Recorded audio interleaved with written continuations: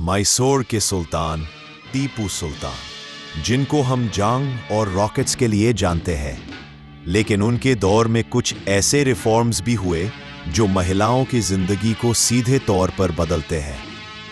पहला, sexual crimes के खिलाफ सख्ती। टीपू सुल्तान के रूल में सेक्सुअल मिसकॉन्डक्ट और हैरेसमेंट को ग्रेव ऑफेंस डिक्लेयर किया गया। कोर्ट्स को हुक्म था कि इन केसेस में ना देरी होगी ना माफी, सीधा सख्त सजा। इसे उस दौर में विमेन सेफ्टी की एक स्ट्रॉन्ग फाउंडेशन तैयार हुई। दूसरा, दहेज और शादियों के एक्सेसिव खर्चों पर कंट्रोल। सुल्तान शादियों में होने वाले बेहिसाब खर्च, डाउरी प्रेशर और दिखावे के रिवाज के खिलाफ थे। रेवेन्यू ऑफिसर्स को ऑर्डर था कि ऐसे कस्टम्स को रोका जाए। गरीब घरों की बेटियों के लिए ये एक प्रैक्टिकल रिलीफ था। तीसरा, महिलाओं के इनहेरिटेंस राइट्स का इम्प्लीमेंटेशन, विमेन के प्रॉपर्टी राइट्स। मैसूर में टीपू सुल्तान ने इनहेरिटेंस लॉज का सख्त इम्प्लीमेंटेशन करवाया।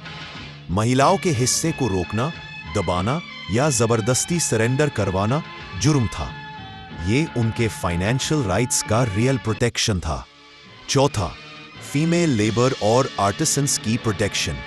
इंडस्ट्रीज में काम करने वाली women artisans, silk, weaving, cotton, ivory, इन सब में महिलाएं काम करती थी। स्टेट कंट्रोल आने के बाद वेज फ्रॉड और एक्सप्लॉयटेशन को रोकने के लिए इंस्पेक्शन सिस्टम्स लगाए गए। पांचवा, विधवाओं के लिए पेंशन सिस्टम। वॉर विडोज और ऑफिशियल्स की विडोज को स्टेट पेंशन मिलती थी। उन वल्नरेबल महिलाओं के लिए ये एक डिपेंडेबल सहारा था। और छठा पॉइंट, फोर्स्ड लेबर के खिलाफ प्रोटेक्शन। टीपू सुल्तान ने फोर्स्ड लेबर और बॉन्डेड सर्विस पर सख्त रिस्ट्रिक्शंस लगाए। किसी को जबरदस्ती काम में रखना पनिशेबल एक्ट था। इससे गरीब फैमिलीज की लड़कियों को एक्सप्लॉयटेशन से बचाव मिला।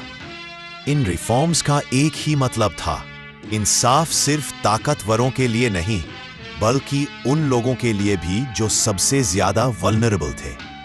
टीपू सुल्तान की हिस्ट्री का ये चैप्टर आज भी कम लोग जानते हैं।